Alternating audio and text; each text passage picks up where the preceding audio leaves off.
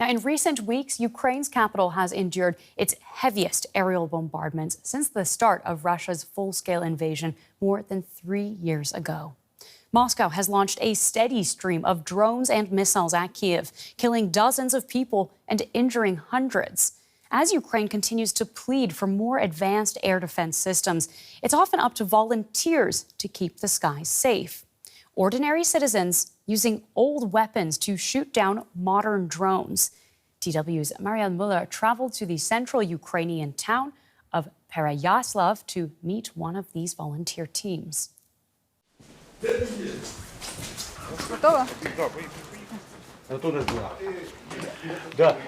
Все, чого ми чекали, воно сталося. They've just received the alert. Russian drones are incoming. Now every second counts. Перша 28 прибули на позицію та виконали готовність 2. Готові до роботи. If they don't shoot them down, the Shahed drones could hit residential buildings and kill civilians. Closest is 100 plus kilometers from us. The first Shaheds didn't have cameras. Right now some of them do, and so we have to be careful as to they can target us. By night, she's part of a team hunting drones. By day, she's in her university dorm, pursuing a master's in IT. I was born in Kyiv. My mother taught me from the childhood that you should be always interested in anything that life throws your way. When Russia's full-scale invasion began, Sofia was managing several websites. She never imagined her life would take this turn.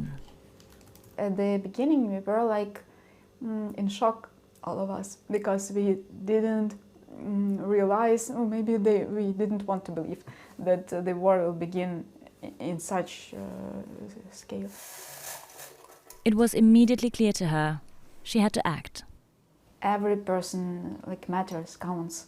You can't just sit here and say, I can't influence the situation. That's not right. You can.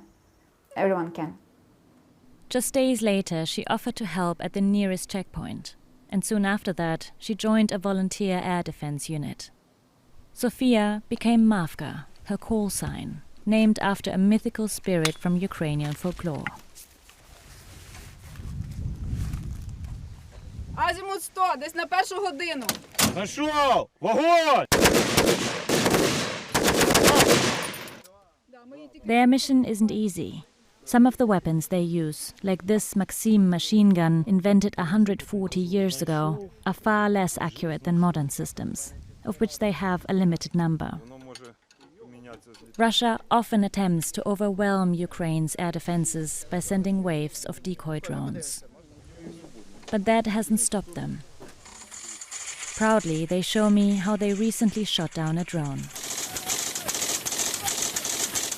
It was a lucky night and we shot a drone and everybody congratulates us, our commanders congratulate us, and then it's a moment of glory, a little bit a moment of glory. Over a year ago, Sofia was promoted to chief of staff of her entire formation. At the beginning, I didn't believe in myself as much, and I thought that no one would put a woman to such a position, because mostly it's men, and they think that they can do more, but in real life, not always. Bad commanders, they don't listen to their people. And I always try to listen. I always try to talk to people that when it's hard for them, when they're tired, when they're in pain, when they're sometimes in PTSD, to support them however I can, to show them that I understand. The experience has changed her, she says. I'm grateful, if you can't even be grateful to the war, I'm grateful for becoming more confident, more fearless, and a bit stricter. I'm still me, but I'm me with some additional. The war has affected nearly every Ukrainian in some way. Today she visits her comrade, codename Angel. He's the machine gunner of her unit and a retired policeman. His greatest joy is in this box. his bees. Переживаю за кожну переживаю. То вона вжалила, полікувала мене, але ж сама вмерла і жалко. Така Божа комаха. Each one plays its role, like in their unit, he says. Sophia says Angel cares for his team the same way he tends his bees, with dedication and care. Не тільки в розрахунку, а взагалі в нашій роті Янгол – це матка, яка всіх ото збирає, всім роздав завдання, всіх пожаліти, всіх там вислухати, всім дати там пінка комусь, хто не туди летить, не те робить. They often sit together and talk, lately mostly about the intensified Russian drone attacks that worry them.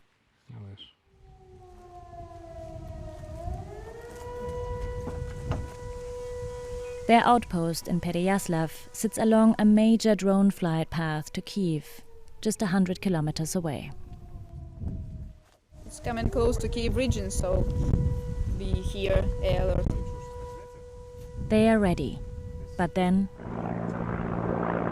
2 Ukrainian helicopters appear with priority to shoot down the drone. Sophia's unit gets a no-fire order to avoid hitting them. All they can do now is wait. Against waves of Russian drones, their machine guns feel outdated. Sophia and her team hope for more stronger support from other countries. We have to be powerful to win. And to be powerful, we need more of everything.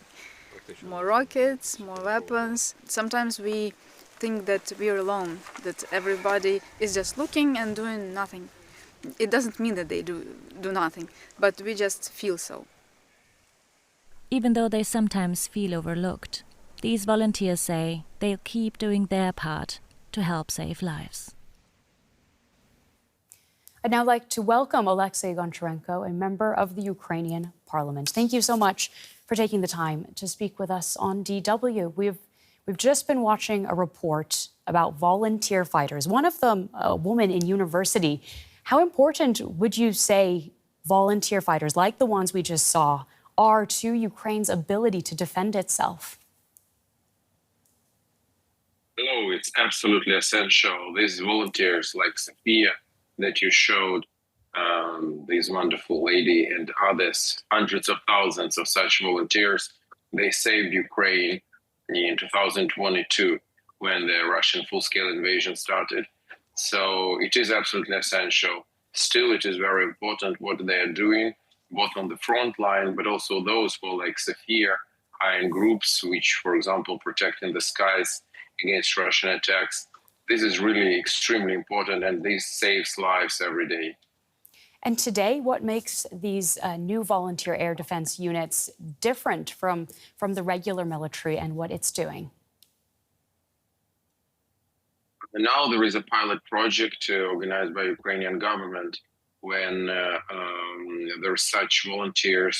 They just protect the skies. So it means they cannot be given any other special combat mission.